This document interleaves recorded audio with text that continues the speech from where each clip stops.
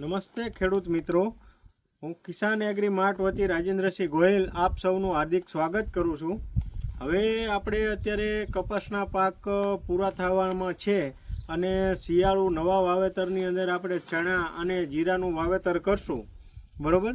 તો એમાં ખાસ પ્રશ્ન સુકારાનો રહે છે બે પાકની અંદર. તો એની અંદર આપણે ઓર્ગેનિક સોલ્યુશન સરદાર બાયો ઓર્ગેનિકની કીટ લઈને આવ્યા છીએ. કોમ્બીપેક નામ છે એનું, સરદાર બાયો ઓર્ગેનિક કોમ્બીપેક નામ છે. એમાં 3 પ્રકારના બેક્ટેરિયા આવે છે.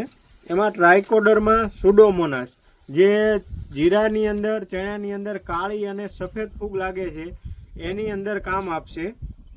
અને જે પ્રકૃતિ એનપીકેના જે બેક્ટેરિયા છે એ આપણી જમીનની અંદર જે ખાતર લભ્ય સ્વરૂપમાં નથી, નાઇટ્રોજન, ફોસ્ફરસ અને પોટાશ, એને લભ્ય સ્વરૂપમાં બનાવે છે. એટલે કે પાકને મૂળ ઉપાડી શકે એવી પોઝિશનમાં લાવીને મૂકે છે.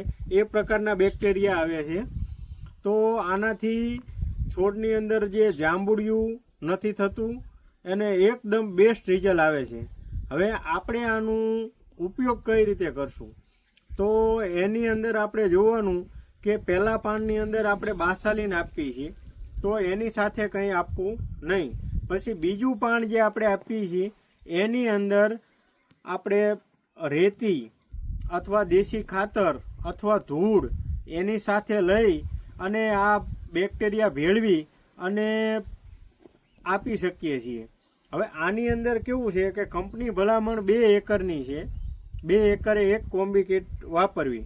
પણ મારા અનુભવ મુજબ આપણે જે સારામાં સારા રિઝલ્ટ લીધા છે એ 1 કીટનું 1 એકરની અંદર વાપરવાથી સારામાં સારા રિઝલ્ટ મળે છે.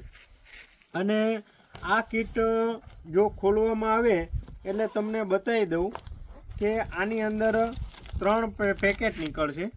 એમાં ટ્રાઇકોડર્મા છે, પછી સુડોમોનાસ છે. એટલે આ 2 જે રહ્યા એ કાળી અને સફેદ ફૂગ માટે કામ કરશે.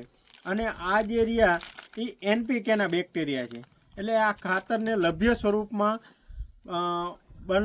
છોડને મળે એ રીતનું કામ આપશે, બરાબર. તો ખાસ ખેડૂત મિત્રોએ નવા પાક માટે આ ઓર્ગેનિક સોલ્યુશન, આપણે જે કેમિકલ વાપરીને થાકી ગયા છીએ, તો ઓર્ગેનિક સોલ્યુશન વાપરવા વિનંતી. અસ્તુ, જય હિન્દ.